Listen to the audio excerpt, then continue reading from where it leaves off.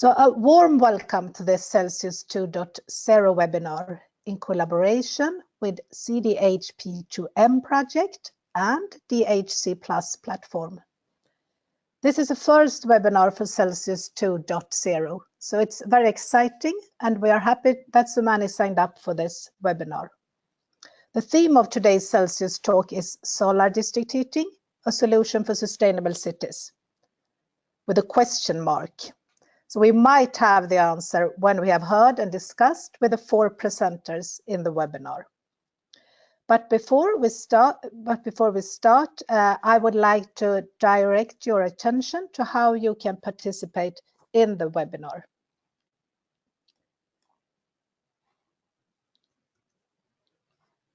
So now I think I would need to be able to change slides.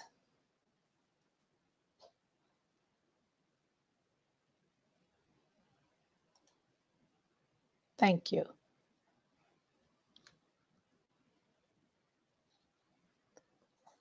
You can participate by writing on the chat during each presentation, and we will answer your questions direct after a presentation if it's a clarification question, but otherwise at a discussion session after the webinar. Each presenter has 15 minutes, so we will have about 20 to 30 minutes for questions afterwards. Today, we will really prove to be digital. All people who will be on the floor are in different locations. The presenters, me and Ines Arias. Ines works at Euroheat and Power and the SDHp2m project, and she's running everything behind today. So if we get any technical problems, I believe she will step in here. The presenters of today are Laure Deschentres from Solites, Aline Kohnman from the Free State of Thuringia, Morten Hofmeister from Savo Solar, and Jan-Erik Nielsen from Plan Energy. But before I let them in, I would like to say a few words about Celsius 2.0. The Celsius project is or was an FP7 smart city project running from 2013 to 2017. We are still in the last phases of reporting. You know how that is. The partner cities are Gothenburg, London with the borough of Islington, Cologne, Rotterdam and Genoa. And the Celsius project is about district heating and cooling, and the main areas are those 3 listed on the slide. Firstly, demonstration. We have around 30 new and existing demonstrators in the 5 partner cities. Secondly, practical support to cities, and for this we use a digital wiki-based toolbox. You can get access to the wiki if you are either a Celsius member city or a Celsius city supporter. And our aim is to develop this toolbox with even more innovation and knowledge about smart district heating and cooling from other projects, from academia and from companies. And finally, the 3rd pillar, influencing policies. We received the EU Sustainable Energy Week Award, mainly thanks to our policy advice. So in summary, it has been a successful project thanks to a good partnership, collaboration in management between the city and the energy company in the city, the wiki, the city network and the supporter network. And I think, not at least, a very good timing for district energy.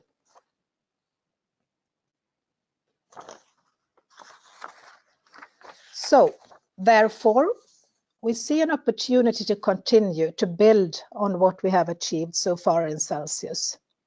And I'm sure all of you know that the potential in the EU is huge, and Celsius 2.0 wants to use the momentum to exploit the further potential for application in the cities. So we had 20 partners in the Celsius project, but now the core partners behind Celsius 2.0 are the ones you see on the slide. It's City of Gothenburg, Johanneberg Science Park, It is a science park in Gothenburg. It's the Research Institute of Sweden, RISE, and Euroheat and Power. And this year, 2018, is an initiating year, a year of establishing Celsius 2.0, but we will also during this year try to regularly be organizing webinars. So please enjoy today and watch out for the next webinar. So now I would like to welcome the first of our presenters today. It is Laure Deschamps, engineer from Solitas. Laure is part of the SDHp2m project and will present preliminary results on actions from policy to market. So please, Laure, the floor is yours.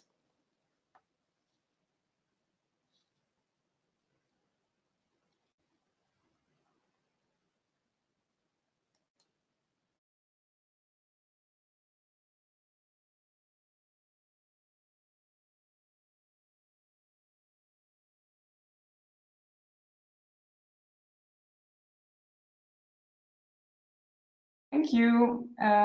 You can see my presentation, right?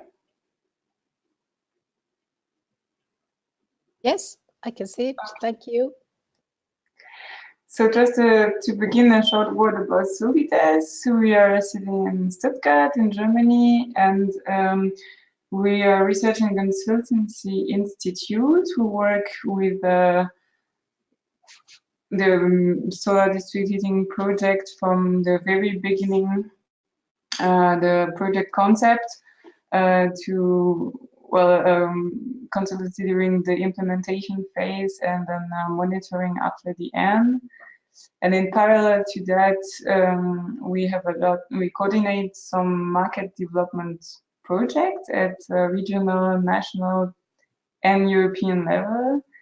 And at European level, we coordinate the solar district heating policy to market project currently, SDHp2m, this topic today.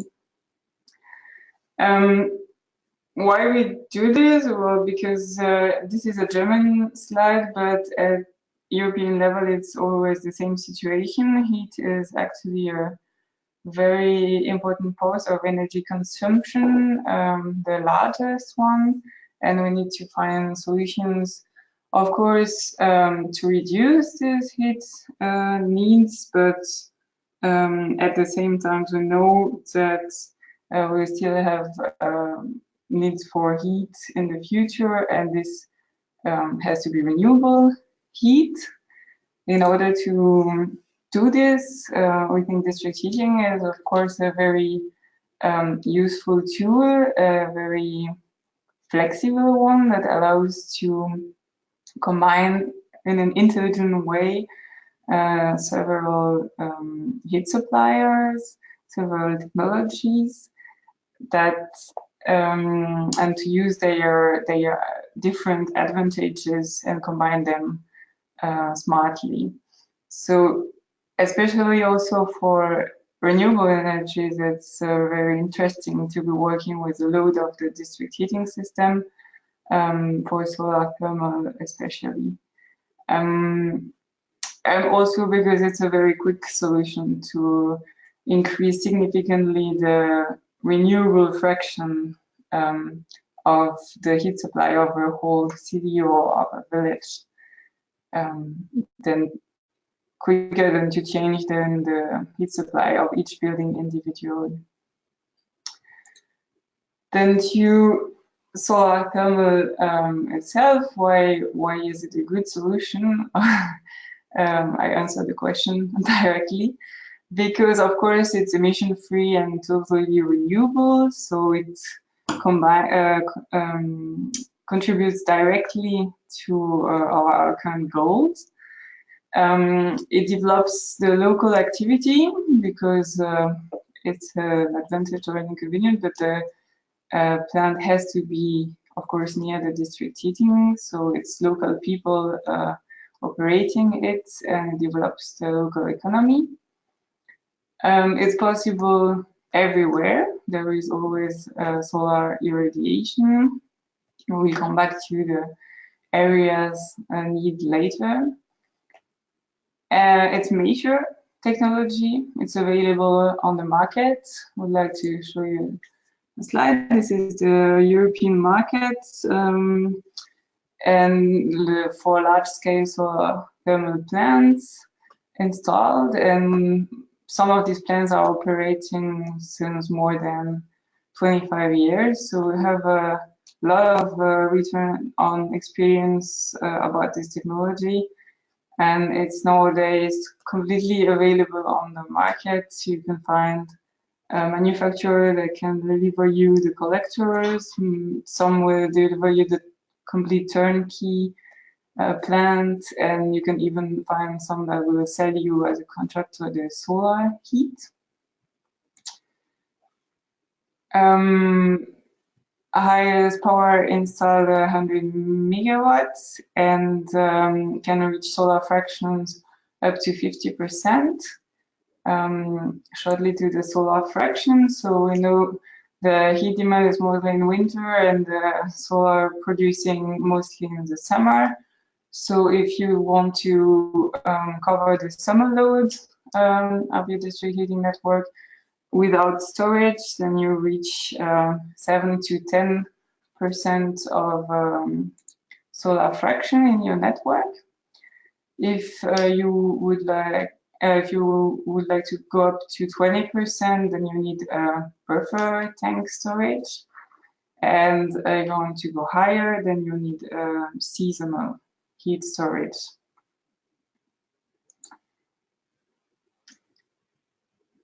What is also very interesting is the cost that can be reached today. So heat costs around 50 euros per megawatt hour without incentives. So in most of the country, this is economically completely feasible.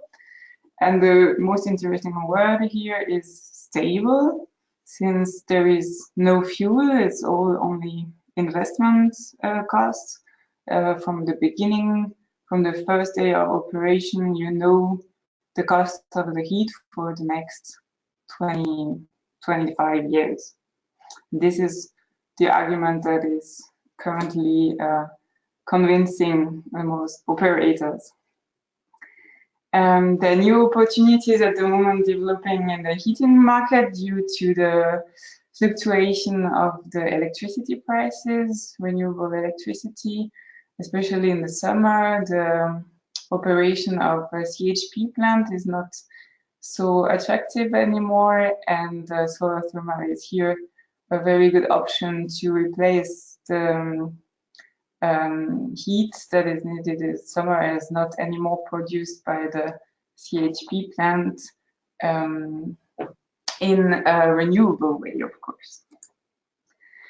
Just some examples for districts. When a district in a city is being refurbished or is being completely newly built, it's a good opportunity to install solar district heating at that moment. Most of the time the temperatures are also reduced, and this is advantage for the solar thermal plant. Here the example shows Kreisheim, where it was a pilot plant in a research project to demonstrate the feasibility at the time to reach 50% solar district heating, solar fraction in the district heating network. What is really interesting, so they have a seasonal heat storage. What was also very interesting in this demonstration was the good integration of the solar collectors and a solar roof on the refurbished military buildings or on the noise protection wall. But also in a very large city with much higher temperatures of the district heating networks. This is solar district heating can be a solution. Here in Austria, in Wels and Graz, it is feeding in directly in the district heating networks of the city at the place in the city where it was convenient to place the collector. So here on the stadium in Graz, and in Wels on the fair building. This solution is also installed in Sweden or in Berlin. There is one with a very interesting business model. If you would like to have a look, it's Berlin Adlershof. Exactly. So this is the feasibility of such plant is also demonstrated, and the largest German plant in Senftenberg is also feeding in a high temperature network and is placed ground mounted here on old garbage area. Just to not forget the villages, many of the plants being built today are also ground-mounted plants feeding into smaller district heating networks to feed in complete villages. Combined with the combination with the biomass is also really optimal. Solar thermal in summer and biomass in winters to reach 100% renewable energies. What we do in the solar district heating policy to markets project at the moment, it is the third year of the project now, and it focuses on regional authorities. So 3 regions are partner in the project, the region Thuringia, and Aline Kollmann will explain what they are doing just after. Styria in Austria and Auvergne-Rhône-Alpes in France, and other follower regions where the institutes are accompanying the regional authorities.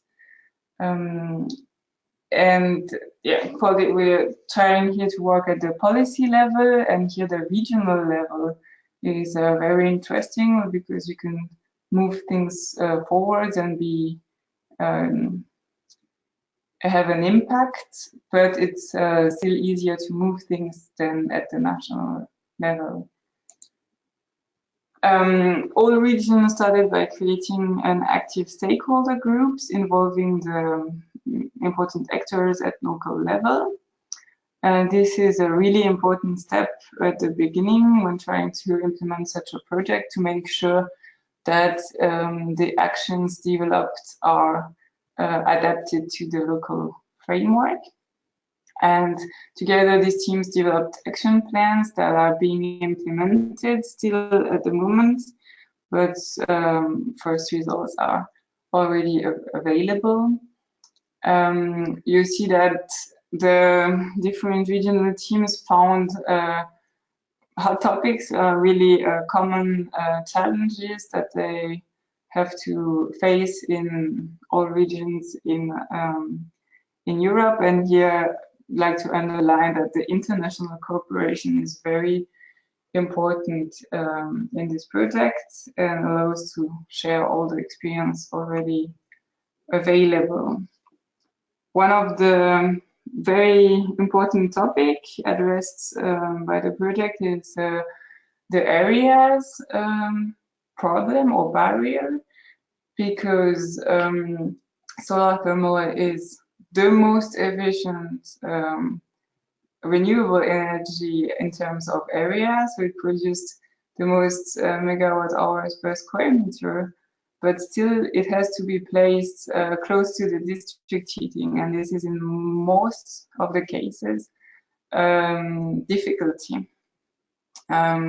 Here you can see the city of Dortmund, and you can see that, well, when you compare the size of the city and the size needed to produce 40% of its heat with solar thermal, it's not so big. Often the Danes say that if they just had a small part of their golf course area for solar thermal, it would be enough to feed 100% renewable energy in all the district heating networks. But still at local level, it's can be a problem to find that special area where I can put the collectors in. And this is why many of the regional teams in the project are working on this subject. And for example, the region Styria developed a whole task force on land availability at regional level, and the subject was picked up by the urban planning team. They are also making a document on the statistics of large-scale roofs. Also, the Hamburg Institute in Germany is really working on a very useful guide for policy recommendations on that subject and making case studies for double use of land areas. And in Italy, they're working on the simplification of authorization procedures for ground-mounted solar collectors. All the results of the project, all the fact sheets, so this is just one topic on which they are working, because I cannot present everything, but everything is made available as soon as it's ready on the website, www.solardistrictheating.eu. You can find here all news. The newsletter is very interesting, guidelines, how to develop your own project. We organize a lot of workshops and courses also at national level. You can find on your website. You can find professionals. Yeah, I'll just underline that it's worth visiting. And I'd like to finish by inviting you to the FIPS International Solar District Heating Conference now in 3 weeks in Graz in Austria, where we are already very happy that we have more than 260 participants at the moment, where you can then visit the plant in live and meet all the experts of the solar district heating network in Europe. Thank you for your attention. And if you have any question, of course. Thank you very much for this very interesting sharing of results from the project. I must say I am impressed of the potential also in our dark countries. I think the presentation was very clear. I can't see any clarification questions so far. The next speaker is Aline Kohnmann. She is a desk officer at the Free State Thuringen in Germany. She works at the Ministry of Environment, Energy and Conservation, and will present the regional perspective of the potential and the challenges for solar thermal. Please, Aline, the floor is yours.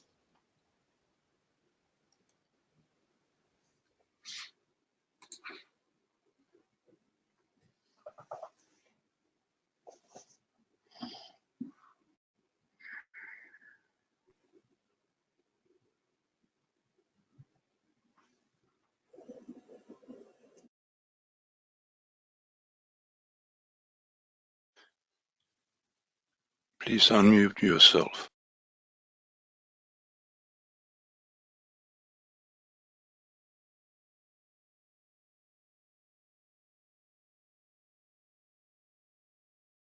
Okay, thanks. Yes, as mentioned before, I will give you a short impression about SDH from a regional perspective and present you the cornerstones of the SDH supporting policy in Thuringia. Thuringia is a state in Germany and has an area of around about 16,000 square kilometers and around about 2 million inhabitants. In comparison to other states, Thuringia has a low population density, and this is due to the high share of rural areas in Thuringia. But still, there are several cities existing that are characterized by a high share of multiple dwelling units. And different examinations in the past have shown that on the one hand, these dwelling units often already are supplied by district heating, which is a good framework conditions for implementing renewable energies. On the other hand, it has been shown that the regional heat supply system, which is not only dominated by district heating, but dominated by natural gas and oil boilers as well, also has a high share of renewable energies beside gas and oil. So the share of renewable energies in the heat supply system is high, and the share of renewable energies in the district heating systems as well is really high. So these conditions do favor the implementation of renewable energies in the supply system. Beside other framework conditions, such as there is no coal-fired or no nuclear power plant in Thuringia, and oil and gas are imported by about 100%. So in 2013, an examination of the heat supply system has shown that the potentials of biomass that are of high relevance for the heat supply system in Thuringia are nearly exploited. But on the other hand, the potentials of geothermal and solar thermal are not tapped yet. Following this examination in 2014, the Solar Thermal Initiative was founded, and its matter was to supply the energy generation from solar. Therefore, the Solar Invest program was started, and funding for decentral photovoltaic plants on the one hand and energy storage systems on the other hand was established. Furthermore, there were working groups, discussions and workshops with experts and stakeholders, and these activities led to a partnership of Thuringia within the SDHp2m project that started in 2016, what Laure Deschamps has mentioned before. And within these activities, Thuringia may contribute to the internationally stated climate protection targets at local level. And Thuringia is focusing the thermal energy transition as an essential part of the energy transition. And therefore, Thuringia is pursuing a double strategy. That means, on the one hand, the reduction of the heat demand in general, and on the other hand, an increase of the share of renewable energies and efficient technologies in the heat sector. So activities are on several levels. So on the one hand, Thuringia is following activities at the political framework level, but also at the information level with tools, manuals, and consulting. Until now, there is one solar district heating pilot plant in operation, but further projects are under conception and feasibility studies are in process. So Thuringia is focusing the market rollout. The basis for our concrete activities is what Laure Deschamps also mentioned before, an action plan that was developed in cooperation with international experts from our project and regional stakeholders. And it's containing several activities that I want to present to you in short. In 2017, the Thuringian Ministry for Environment, Energy and Nature Conservation has developed a draft law of a Thuringian climate law that already has been confirmed by the state government and has been over to the state parliament for further discussion and voting over it in January 2018. Within this draft law of the climate law, it's foreseen to set reduction corridors for greenhouse gas emissions up to 95% until 2015 in Thuringia at local level. And therefore, the focus is on the regional heat supply system due to the high greenhouse gas emission reduction potentials. And it's foreseen to reorganize the regional energy supply system to 100% renewable energies on a yearly balance until 2040. And beside others, one aspect of the draft law, of the climate law, is the development of supply concepts by municipal utility. So a good opportunity for developing SDH projects, and heat analysis and heat concepts by municipalities. That could build the basis for the development of concrete projects as well. Moreover, in 2017, the development of an integrated energy and climate strategy has been started within a broad public process. And in comparison to the climate law that sets greenhouse gas emission reduction targets, the integrated energy and climate strategy will contain concrete measures to reach these climate protection targets that were set or that will be set within the climate law. And concerning SDH or SDH for cities, several activities were discussed. For example, the development of a pilot project for the transition of the district heating system to a low temperature system, or the provisioning of state-owned areas for the exploitation of renewable energies, what is a huge barrier for projects with solar and district heating system.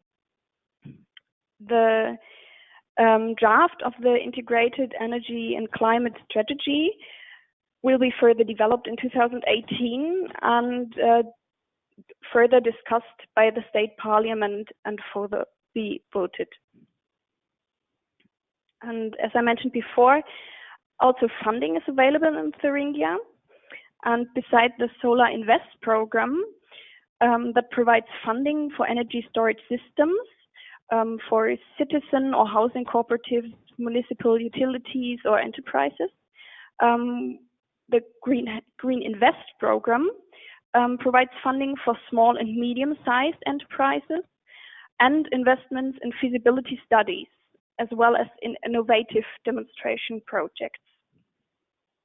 And since autumn, since September 2017, we do also have the Climate Invest program, which where municipalities can receive funding for climate concepts or heat analysis as well. Also, advice services and feasibility studies can receive funding. And beside these framework activities, market actors can receive funding, can receive support, also do tools, manuals, and consulting. And concerning, again, SDH in cities, for example, the brochure Future Sun is of interest, and it has been also developed in cooperation with experts and local stakeholders, and is containing a question and answer catalogue, as well as 3 case studies concerning SDH in Thuringia. And it's printed and it's available online as well, and really in demand. So currently the solar calculator is under development, and it's a web-based software application, or will be a web-based software application that will help actors to identify areas for either photovoltaic or solar thermal plants, either on roofs or on open areas, and can give a short estimation of solar yield and installation costs. And in connection to the solar calculator, also the Solar Service Center at the Thuringian Energy and Green Tech Agency is under development, and that will offer practically oriented consulting, also again for municipalities, citizen or companies, concerning again the identification of potential areas for SDH projects, but also correlating business models and subsidy possibilities. And last but not least, SDH is of interest at regional conferences. And for example, in February 2018, at the Thuringian Renewable Energies and Climate Conferences, we were discussing within the workshop also about SDH. And besides this, we also had a workshop, for example, that was dealing with financial aspects of SDH. And right now this week, we will have a technical tour that will lead a group of stakeholders to an SDH plant nearby, and offer the participants the possibility to visit a solar district heating system and get in touch with experts and collect ideas for own projects. Still, especially the low prices for gas and oil are high barriers for an implementation of SDH. But to summarize, Thuringia is pursuing several activities at several levels, at political, financial, and content-related level, to support the market rollout of SDH, not only in rural areas, what we do have a lot, but also in cities that bear really high potentials for further demonstration projects. So far from my side, thanks. Thanks a lot, Aline, for this presentation and the overview from local perspective. I think I see one question from Bernard, but I think we can have it for after all the presentations, and I don't see any clarification questions. So we move on.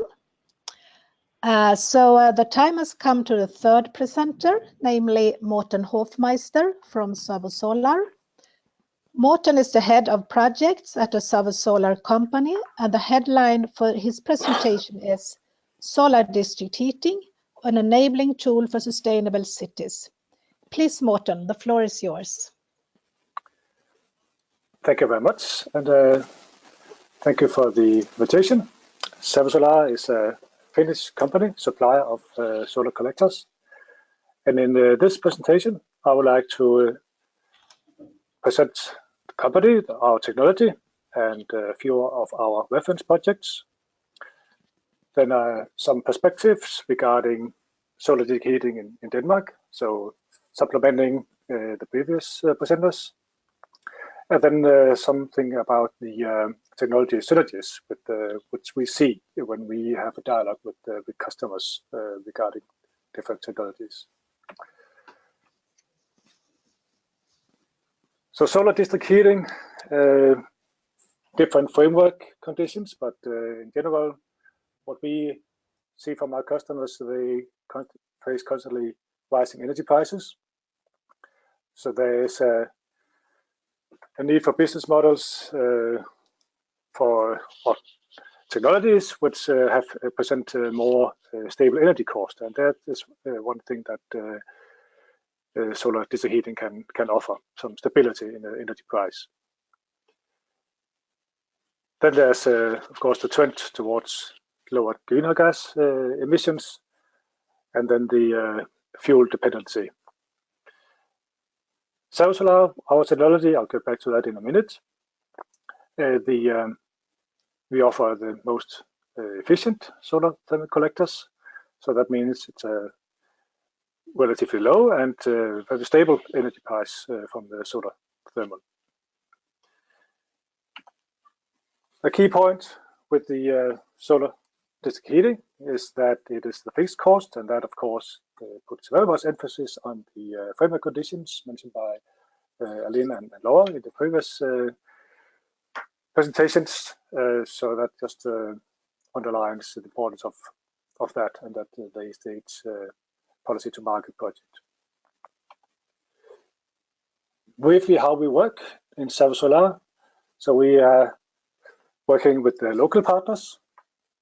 We provide turnkey solar thermal plants, so that means it can of course be flexible regarding to preferences of the customers for different technologies, for pumps and heat exchanger and so on. But the important thing is there is an important involvement and interface with local actors, local companies, installer companies, so that to make sure that the solar thermal plant is operating optimally in the context. Because a solar thermal plant is never just a single plant, it's always in a context with other heat production technologies. A brief listing of the points or the components of the solar thermal plant. So of course the solar collector field and the piping, pumps and heat exchanger and control system, some important parts there, for which is especially the control system is special to solar thermal compared to other heat production technologies. A few words about our technology. So what makes us unique? We have an aluminium profile, where we can see on the screen here, if you compare with the traditional profile, there is optimized heat transfer and minimal thermal losses. In our profile, you see on the right on the screen.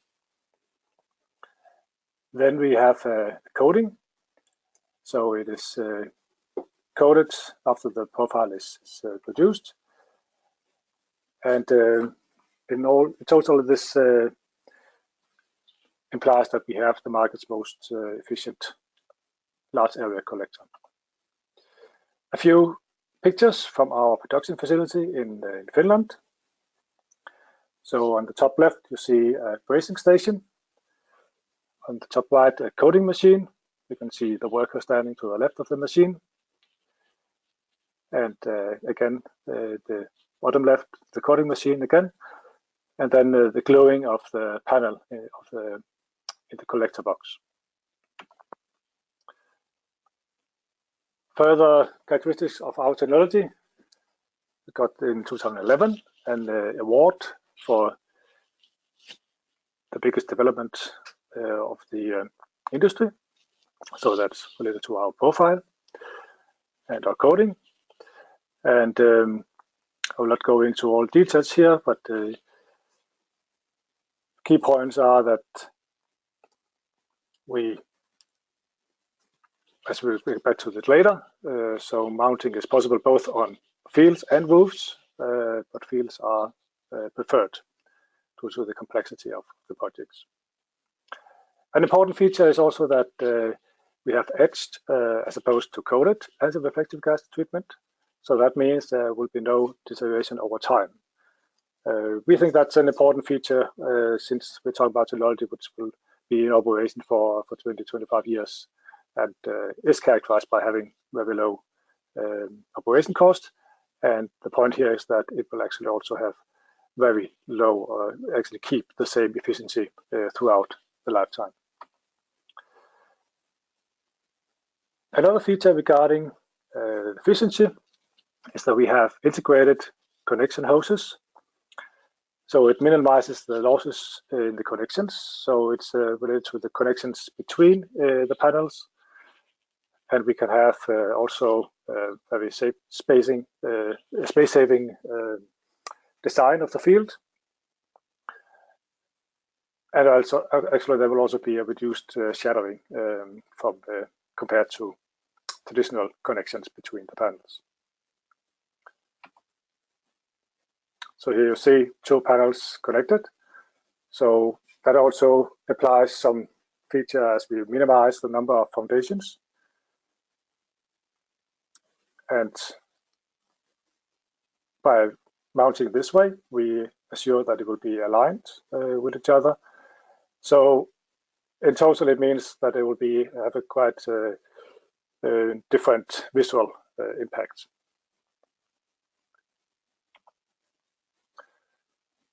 One example here, Jelling Varmeværk in Denmark, 15,300 square meters. And here we see exactly the points here that the foundations are located below the collectors. And there can be room for a vehicle driving through the rows. We have relatively few foundations, so it's cost saving. And leveling of land is not required. So all in all, this means that that the costs are minimized. So here's the same plant, yielding plant. You see here, that's a plant that broke the Danish record, almost 5 kilowatt-hours per square meter in 1 day. And we have here the double stanchions, which means basically you have in the between the two sections, you have the hot pipeline, and the cold pipeline is on the outer left and outer right part of the solar field. Again, a design that enables minimizing of the costs. And here we have the double stanchion close up. So it's saving piping cost, heat loss is minimized, saving excavation cost, welding cost, and efficient use of land.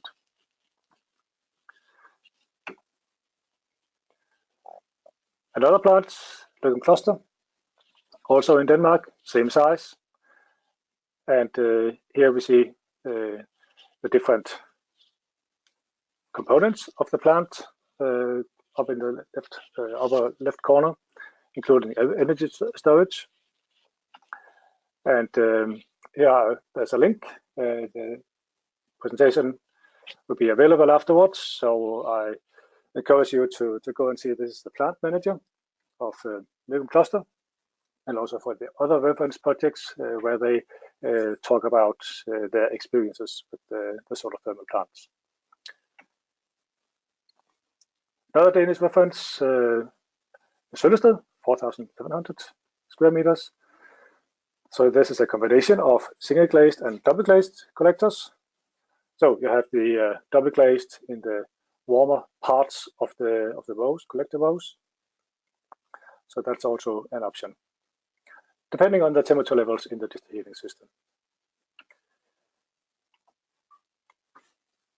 Regarding location, so it can be different things to consider. In this case, on this field, there is a sewer pipeline we need to consider. So that's one point regarding finding a suitable location for a solar thermal field. But that is, of course, possible to fit in according to customer requirements.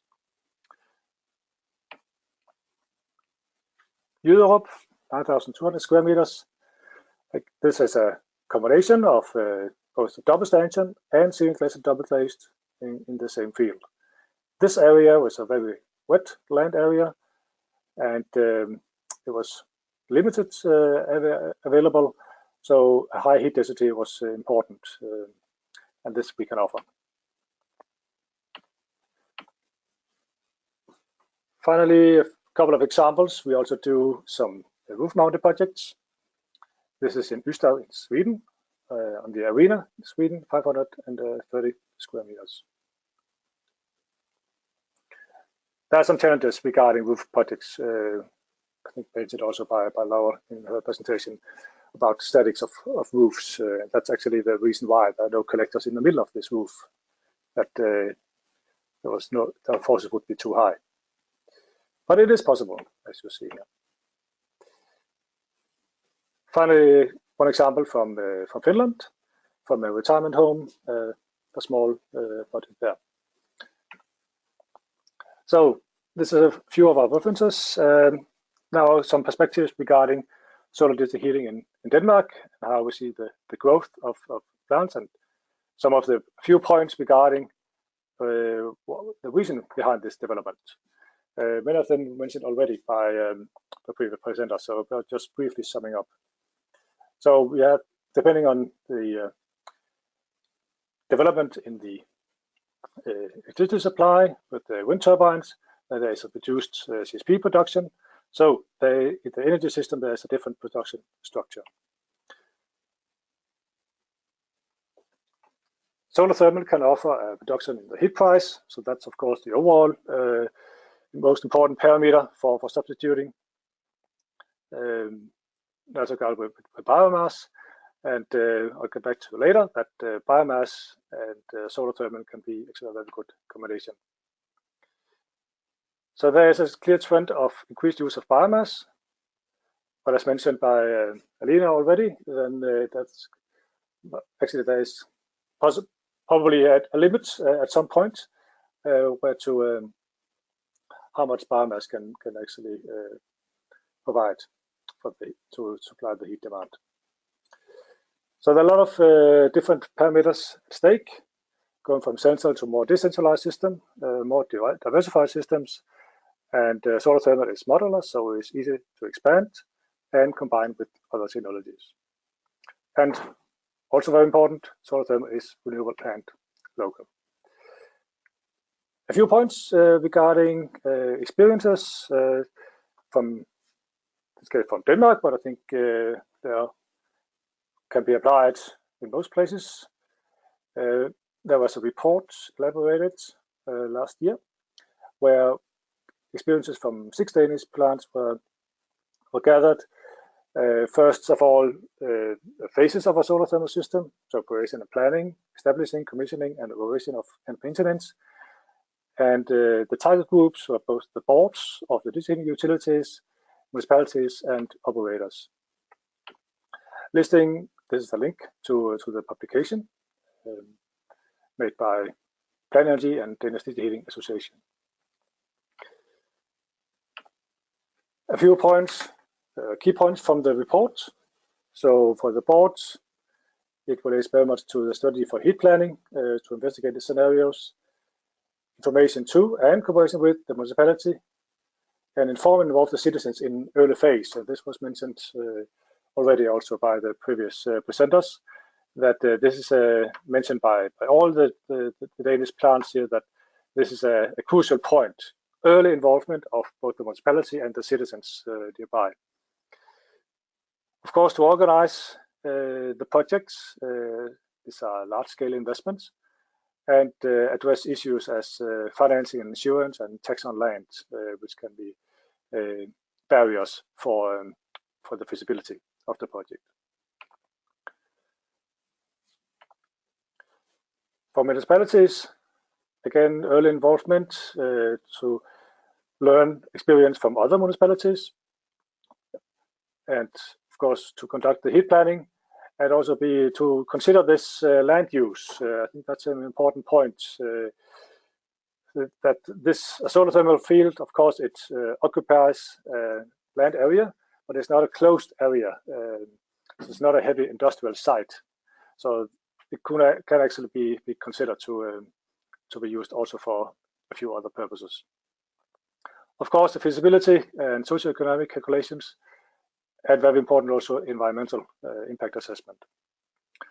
And finally, of course, a building permit once it gets to implementation stage. For operators, there are of course a number of things here, so no need to go into detail here, but just to make a point that there are of course some special features for solar district heating plants, and this experience is shared, so there are some important things to consider. Important points is frost protection. So applying glycol is one way to do this, and another way, or in combination, is to heat the fluid so that it will be not have frost during the winter time. The piping, I would like to stress also, is very important. It's very different to make piping for a solar thermal plant than for a normal district heating system. So there are a lot of temperature variations. So it requires careful design of the piping. Few general points also mentioned already about how solar district heating can be a part of a solar district heating of a district heating system in the future, and there it's a crucial point here is the temperature level. So lower temperature levels is key to an efficient solar thermal plant, and it highly impacts the possible solar fraction in a system. So the lower the temperature level in the system, the higher the yield from the solar thermal plant. Heat storage is a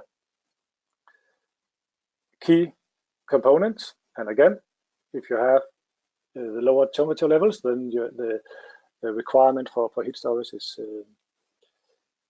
lower, so we have a more efficient system. but you can have either diurnal storages or seasonal storages. So different technologies. Few points regarding some complementary features with the biomass boilers. It is often seen. So having a biomass boiler in combination with solar thermal can be a very good combination. So you have a backup depending on your design criteria for the solar thermal plant. You can have only solar thermal during the summertime, or you can have the start up your biomass boiler. Reducing the operation of the biomass boiler will of course reduce the operation cost, and also in combination. So during the spring and autumn, you can have a lower output temperature from your solar thermal field, and then top up the temperature with your biomass boiler. So a direct co-production. Solar thermal characteristic, just summing up points already mentioned. So you have a stable energy price, no emissions, reducing the area requirement as compared to biomass, approximately by a factor 20. Also mentioned by you, Laura, with Ronny Lund example. So it is actually possible to have it supply a considerable fraction of or share of the heat demand in a city. Can easily be expanded. So I think that's an important point also. Getting back to the point about temperature levels. So repeating higher efficiency at lower temperature levels. This is a very crucial factor when we calculate feasibility for our customers, that if you can have any chance of reducing the temperature levels in the system or parts of your district heating system, it can significantly improve the feasibility of a solar thermal plant. Again, the combination with heat storage. So this is a crucial point. And again, delivering at lower temperature level from the solar thermal plant outside the summer season can also increase the yearly yield. I think an important point regarding solar thermal plant is to find suitable locations. So you can have a good balance of identifying some suitable locations, for instance, in the outskirts of the city, of course, preferably fairly close to the district heating network, but you don't need one big site. You can have several sites in the different parts of the system. That might actually even be an advantage if you have possibility to, in a part of the district heating network, to reduce the temperature level, for instance. So that would be one way to say start the process.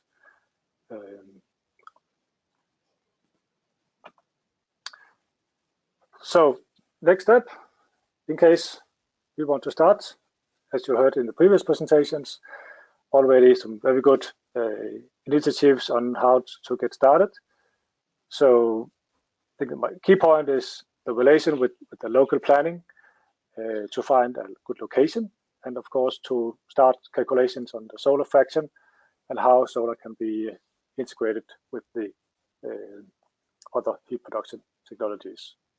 But I think a key point for solar thermal, solar district heating, is that it is possible to start relatively small, get some experience. That's what we see when our customers to start. A typical way to start is to cover 100% of the summer load in smaller systems, or in larger systems to cover a part of the network with solar.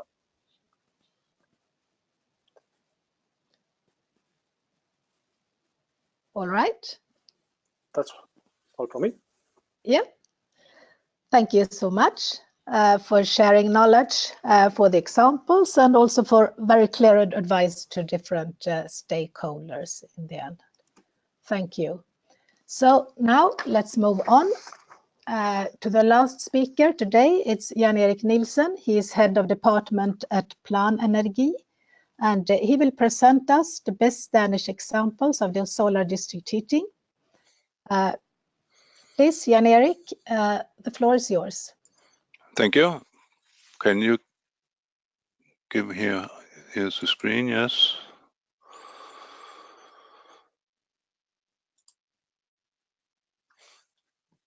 Yeah, so good afternoon, everybody.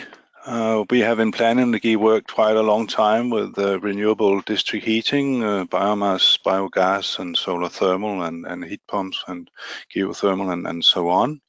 And I will share some of the solar thermal experiences and the development in Denmark with you. So this is Denmark in 2050. Actually, there's a consensus in the parliament that we in 2050 shall be fossil free. So we have to base our energy system on renewable energy only. And this means that we have to use a lot of different things. So you see here the wind turbines and wave power, PV, heat pumps, individual, and you will also see here large panels for solar district heating, geothermal, large heat pumps, and so on. And even faster will be on heating and electricity. So we aim here at being fossil fuel free in 2035. So if we then look at the development, and Morten already showed a picture like this, you see here that we have a very good development for solar district heating in Denmark. So we have now more than 1.34 million square meters for this, and we cover actually around 2% of our district heating supply, and the district heating supply is around 60% in Denmark, so quite a lot. So we see in Plan Energy a good potential for this. We could go in 2030 to 15% of the heating demand. This will be a decreased heating demand because the buildings will be better insulated, and we see a maximum of 40% of the heating demand to be covered by solar district heating, if we can continue this development. This is a map of Denmark, and you see here the plants, the solar district heating plants in Denmark. The size of the circles representing the size of the plants. This is the biggest one, which is 160,000 square meters. The blue ones are the one in the pipeline. And what is quite interesting is to see that many of the plant owners have already a system, and then they want to expand even several times. So this is a sign that the systems are working, and the owners are satisfied with them and want more. There's a website of the system, most of the systems in Denmark, so you can here go and have a description of each of the systems, and you can even see measurements from on monthly or daily basis for many years. So it's all very well documented. From this, I took some data, and here you see the specific output from the system. So this is in kilowatt hours per square meter of collector. You see it's between 400 and 500 kilowatt hours per year per square meter.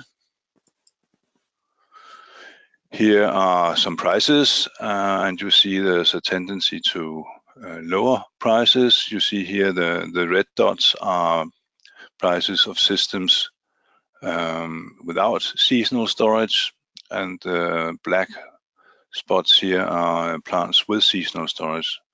There are more coming, and they are also coming down here.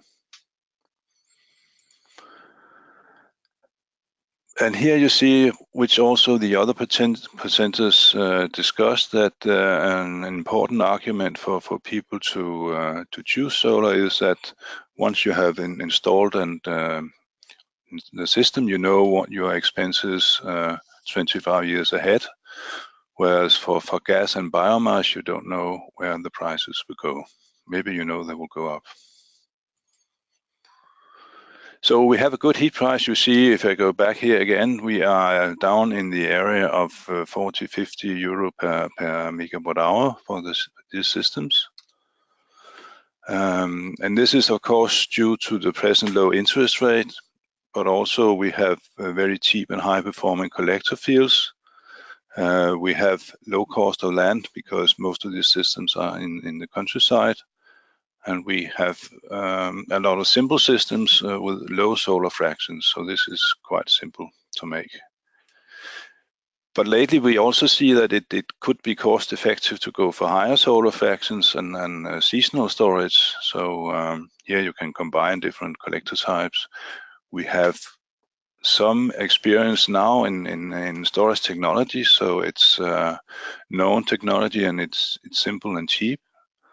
And the larger the systems, the smaller the storage losses and the lower the specific costs. And then when you have the storage, you can have interaction with the electricity market. And I will show you some benefits from combining renewable energy technologies. In Denmark, it's a bit special because we have a lot of wind energy, around 50% these days. So that's a lot, and this means that now soon most of the electricity will come from wind turbines, and also we will see a growth in PV. And this means that even though we have expect an increasing electricity demand, the electricity coming from the combined heat and power plants will go down.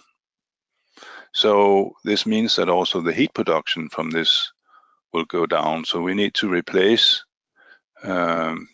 this production by something else. And this could be solar district heating and also heat pumps, biomass, and so on. And this is even though we expect a lower heat demand in the future, there will be room for quite a lot of solar district heating.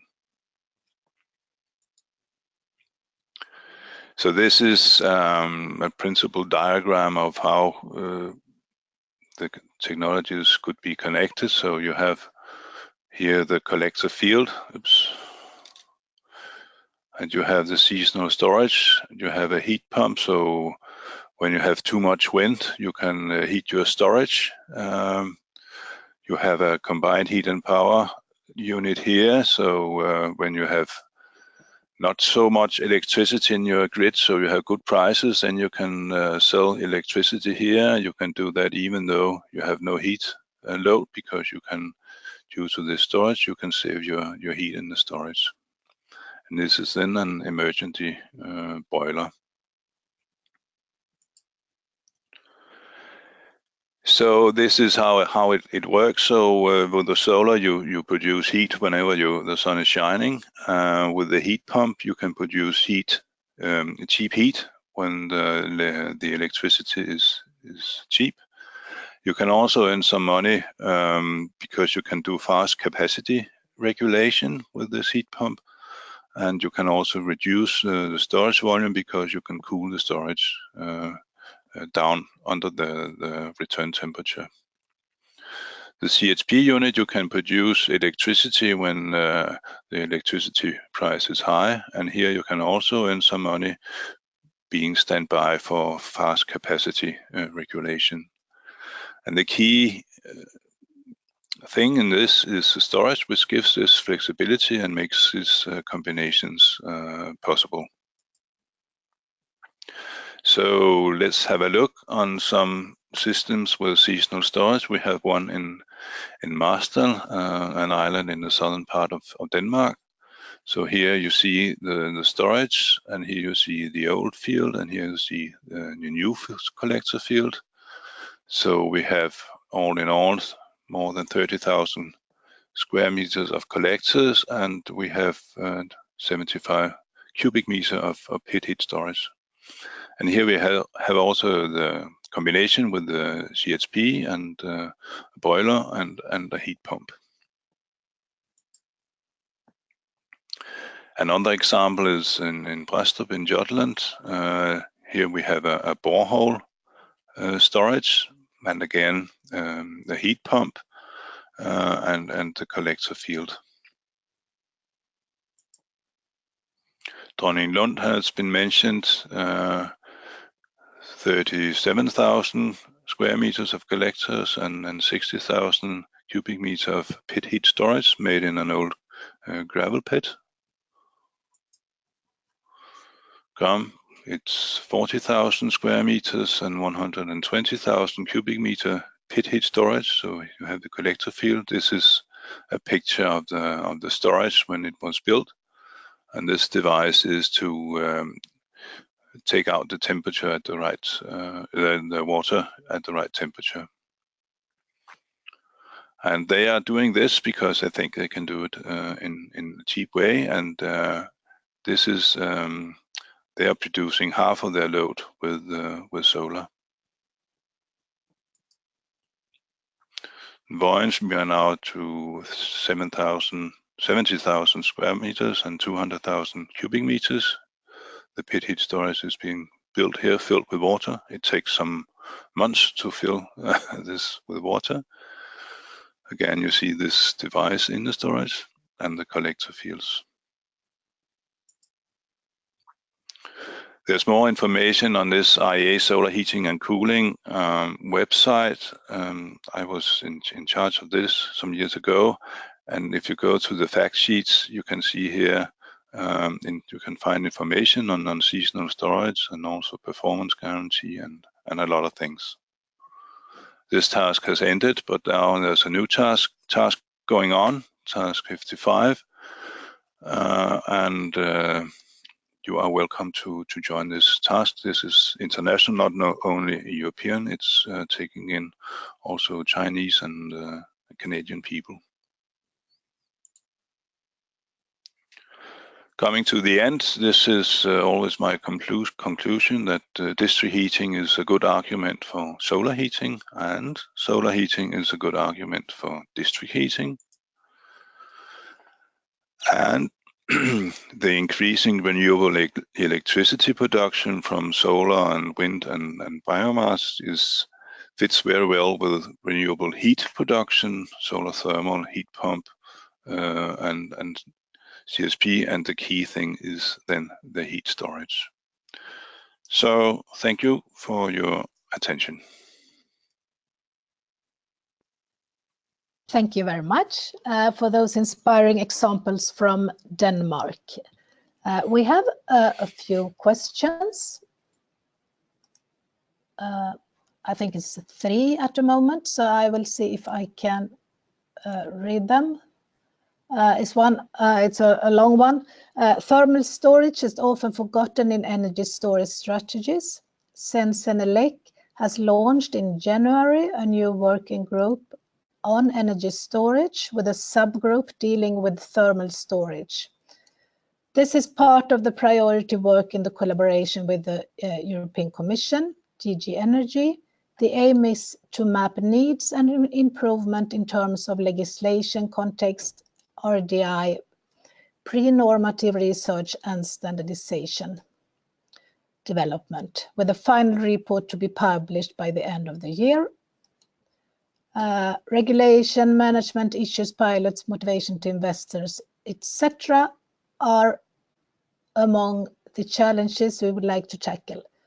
Would Celsius and/or its members take part to this work? We indeed suffer of a lack of participation interest from the heating and cooling sector.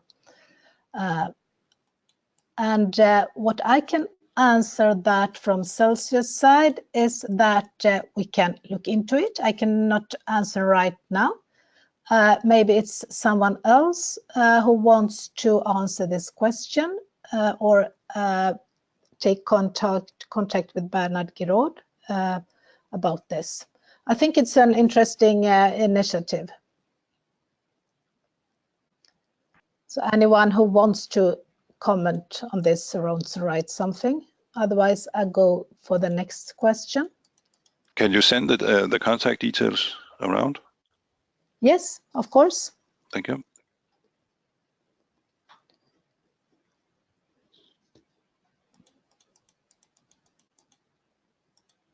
It's a question from Koen Enkels, City of Antwerp. It is for Laure Deschamps, or others, of course.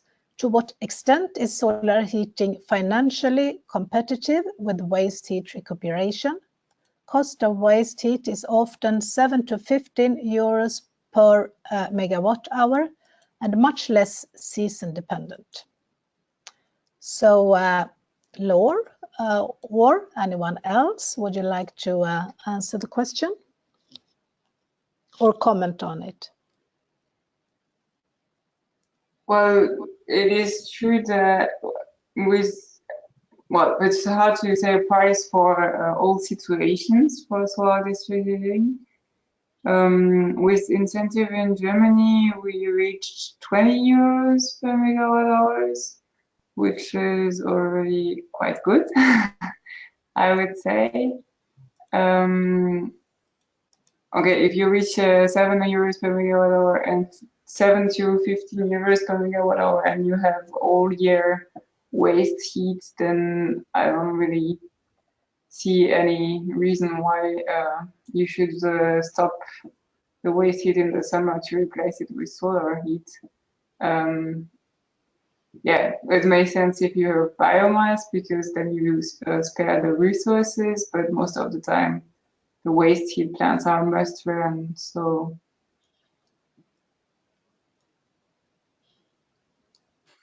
So of course you should use waste heat if you have it available, but you don't have it available all places.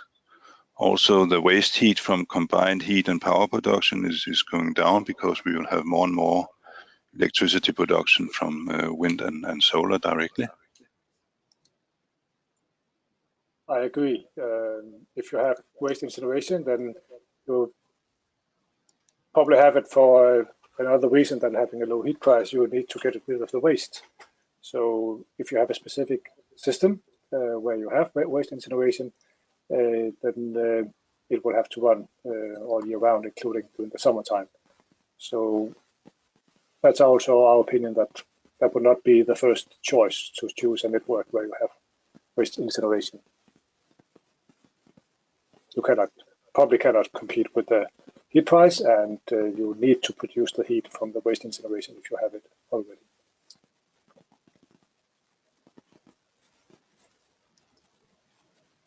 All right. Thank you for that.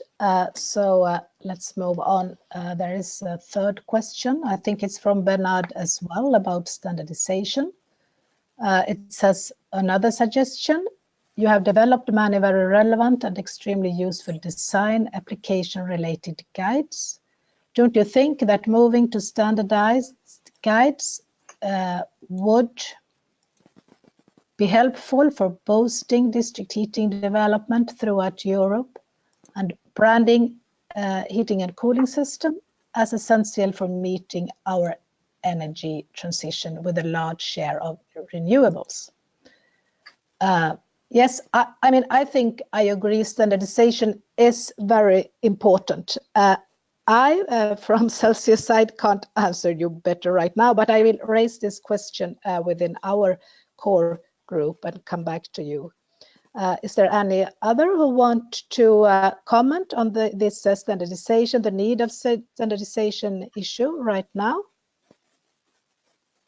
I can just say that we are working on a new standard from Danish side on performance guarantee for these systems. So this has been proposed to as in technical committee and also to ISO. So we are working on it. Yeah. So we will share contact details, and I really hope that things can happen on this issue. Any other questions? Then I think I would like to ask all of you presenters, a last one. I think for me, sun is the ultimate renewable energy source. And the theme of this webinar is solar district heating a solution for sustainable cities? And what do you say? Is it a solution for sustainable cities? Would you like to answer this briefly, all you four panelists? Could we ask Laura to start with? We have 5 minutes, so you have just 1 minute each. I think the answer is simple, and I already gave it in my presentation. So yes, I think solar is a solution also within cities, because you can find many places on infrastructure and otherwise wasted land or buildings to integrate it, and it can contribute, and it contributes already today in many places, in many cities, to the renewable share of the district heating network. Thank you. Aline, what would you say? I would also agree that solar district heating is a solution for sustainable cities, also from the Thuringian perspective, due to the high potentials it bears. And I think the sustainable cities have to be created from multiple perspectives, and solar district heating is one perspective of it. Thank you. Morten? Yes, I definitely think that solar district heating is a important part of the solution. I would say think small and big for actors, city planners. Start by identifying possible sites or relatively small systems. So a few thousand square meters could be a feasible starting project, so get some experience. And at the same time, in parallel, or after that, expand this and think about also seasonal storages and some of the points with synergies with other technologies. That's getting more complex then, but that will enable solar to provide even more than 50% of the heat demand in cities. And then you need also to carefully think about the sizes and the location. That will involve transmission pipelines a few kilometers outside the cities also. But the modular feature of solar thermal. So start by getting some experiences in smaller, a few thousand square meters. So yes. Thank you. Jan-Erik, what would you say? I would also say yes. Maybe that will surprise you, but I'm looking very much forward to see in Graz in Austria a huge system of, I think it's more than 400,000 square meters of collectors supplying a significant part of this city's heat load. So it is possible, and this will be shown, and I'm sure that other cities will join. Thank you. So now our time has come to an end, and I would like to thank Laura, Aline, Morten, and Jan-Erik for their presentations. I would also like to thank Ines for coordinating the webinar, and all of you listening and asking questions. So I'm sure all of us have gained new insights from different perspectives during this 1.5 hour session. So thank you all again, and see you soon. Thank you. From Solar. See you in class. Thank you. Bye-bye. Bye.